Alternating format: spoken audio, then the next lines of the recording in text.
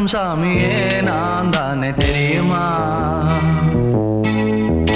சிவகாமியே சிவனில் நீயும் பாதியே, அதுவும் உனக்கு புரியுமா? சுபலாலி லாலியே லாலி லாலியே